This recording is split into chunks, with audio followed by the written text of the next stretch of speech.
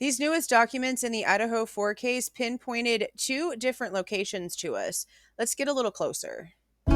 Crime reactions. Now, in the defense's objection to the state's motion for protective order, there was two different locations that were mentioned specifically in the document. 1112 King Road, so 1112, not 1122, and Ridge Road. That one is particularly interesting, honestly.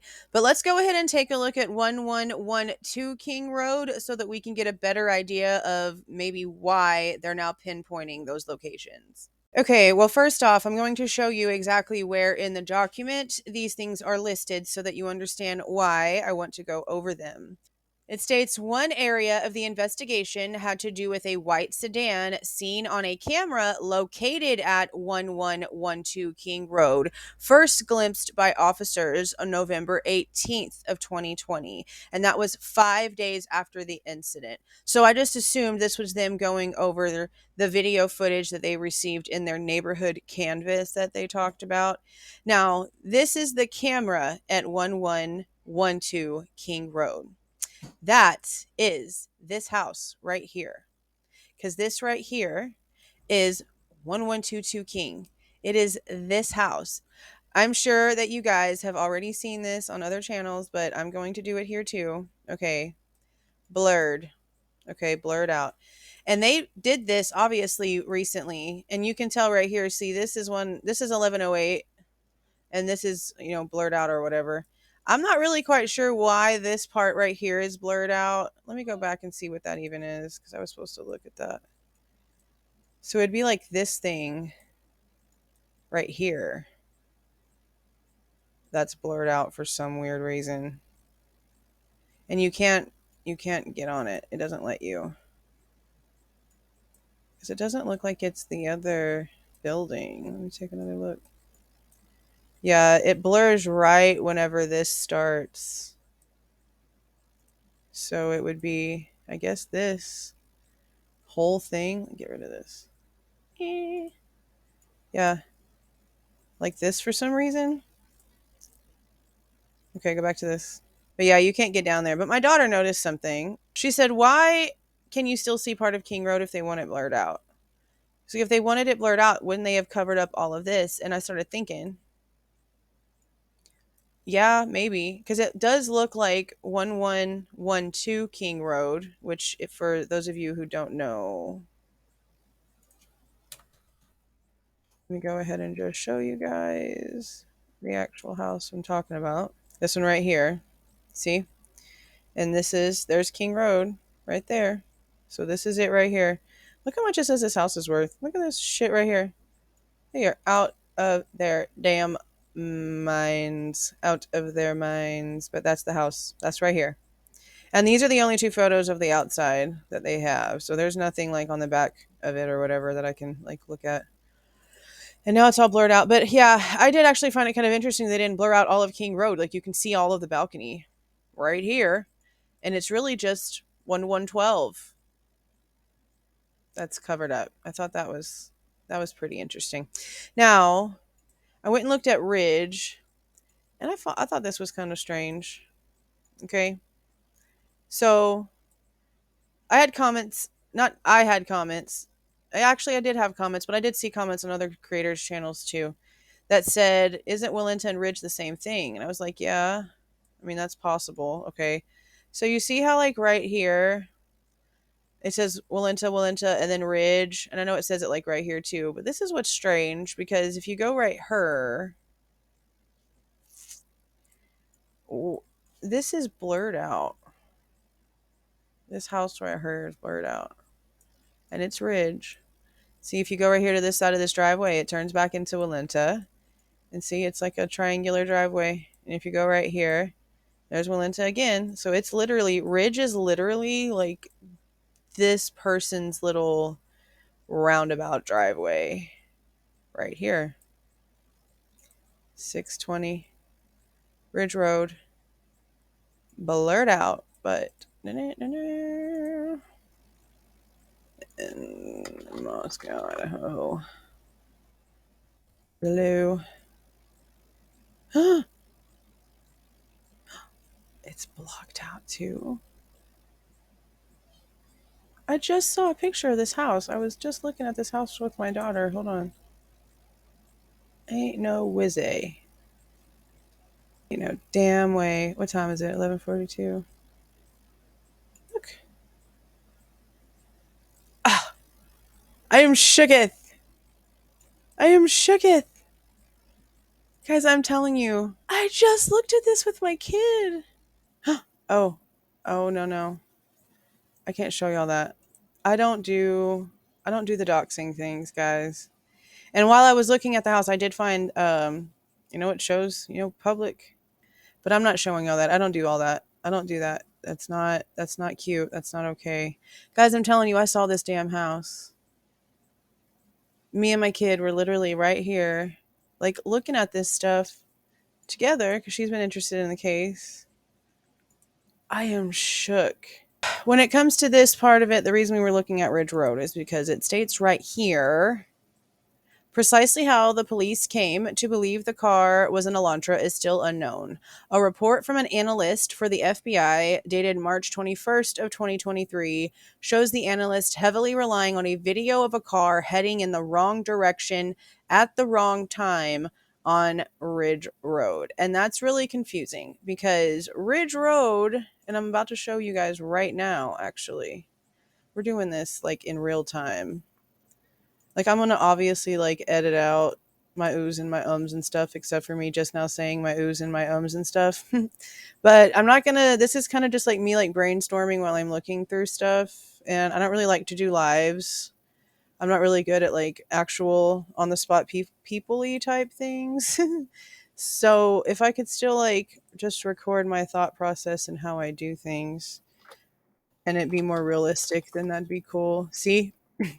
Ridge Road is not listed in the PCA. The only thing close to Ridge is Bridge, and it's talking about later on the day whenever Bryan Kohberger goes to the Albertsons an hour south of Pullman instead of going towards Moscow, even though the shopping's apparently better. But yeah, it's not mentioned in Ridge Road, it's not mentioned in the PCA. So whenever they mentioned Ridge Road, it kind of like threw people off. It threw me the hell off. Because it's Walenta. It's Walenta that's mentioned in the entire PCA. So for it to be going the wrong direction at the wrong time, like, what does that mean? What does that mean? Because how would they know what car was going in the wrong direction at what time if they don't really even know what the hell happened, obviously? Because, there's no DNA in Brian's car and there's no residue that DNA was cleaned. There's no evidence. There's no explanation for the lack of evidence. That means they're not seeing anything that's been cleaned either, guys. There's no residue left behind in his car. Because, see, we don't really know the vehicle that got the perpetrator there to state which direction's the right direction and when. And that's just the honest truth at this point. Because, King Road's right here. You come this way. You can leave going this way and then go this way. And Walenta, you turn this way. Da-da-da-da, this way. Oh, there you are on the highway. Because here's Steiner right here. And this is Indian Hills. Because those are all listed in there. The car is all the way in Pullman and then pops up all the way over here in Indian Hills. And then goes from there to here and then goes this way and ends up over here somehow. So, I don't know. It's just interesting they can state it was going the wrong way on Ridge, and what is Ridge and what time and wrong way, and how would you even know that unless you have more information? But see, it's even like more confusing though, because it like skips what Ridge is. Look, like right here, there's more Ridge. And is it blurred out like the other Ridge? No. Where does it say Ridge, bro? It just said it. Let's see how many times it says Ridge. There's Ridge right there. Is that the blurry one? Yeah. Okay, well, it's supposed to say Ridge again. If it doesn't say Ridge again, I'm going to have questions. It's still saying Walenta,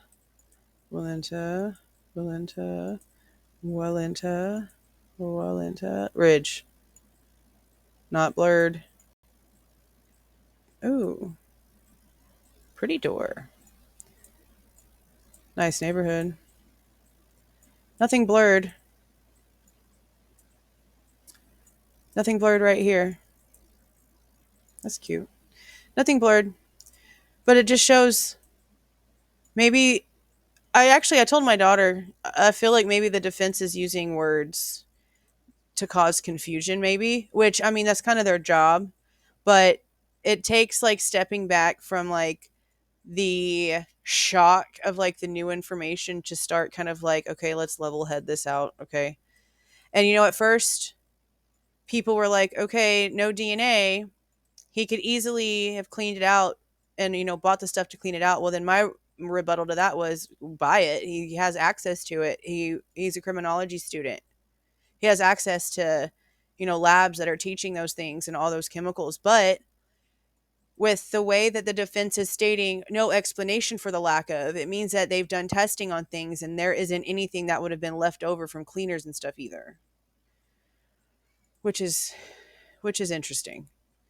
And there would have been, I mean, you have to really think about it. Okay, I'm kind of done looking at this map. We have Zanna still on TikTok. Okay, PCA. This isn't me making up crap. Okay, this is black and white. Zanna on TikTok, 412. Dog barking on PCA audio at 417. The suspect's vehicle number 1 speeding out of the neighborhood at 420. But the roommates' phones are putting the ending time of the incident at 425. So they're trying to make us believe that from sometime after 412 to sometime right before 420, because you have to calculate this person leaving the house, getting in their vehicle, starting the engine, and taking off from wherever they were. Because if they were parked, and I have done so much intertwining timelines on this with just what we have right now, and with just what we have right now, and from the PCA, it doesn't seem to me like that car ever stopped. And it's always just been a no way this is a one person situation, in my opinion. I just don't know. It just doesn't make sense to me that somebody could go in less than 8 minutes, 4 people, 1 weapon, 2 floors in the dark, leave nothing to show which way they left, no blood trail outside of the house.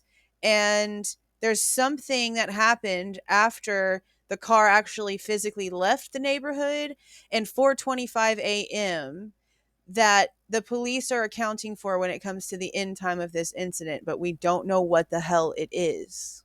That is a very short amount of time in order for all of the above things to have actually happened in the hands of one person, and B, to have had nothing on you so well that you got in your vehicle and no hair from any victims, no hair from the dog, no hair from any of the survivors, no hair from any of the other hairs that would have been all over that house, no blood, no sweat, no skin cells, no nothing got anywhere in the vehicle, and there's no evidence that it was there to begin with because there's no evidence that it was cleaned, nothing in the vents, nothing in the crevices, nothing in the floorboards, nothing. And then on top of that, if we go back to the paperwork, this dude left his like TV and electronic equipment and all kind of stuff in his apartment when he left. And we're supposed to believe that he got fired and wasn't supposed to be coming back, but he left all of his stuff in that apartment, and that doesn't make any logical sense. This whole thing is very confusing. And even though I've been questioning all these things for so long, I find myself like in a strange conundrum type mindset about these new revelations, even though I've been questioning these things. It's a very strange feeling. But to go back to the original point before I started my crazy late night rant, I do feel like the defense and the state are both just as guilty of playing mind games. Okay, because everyone knows Walinta is the word that should have been used for ridge. And because they didn't, it makes it seem as if this analyst really wasn't looking at the right information when in reality they probably, were looking at the right information, but they still might have gotten something wrong. It doesn't mean they were looking at a recording of a road that's not relevant to the case, because as we just saw on the maps, Walenta and Ridge are one and the same.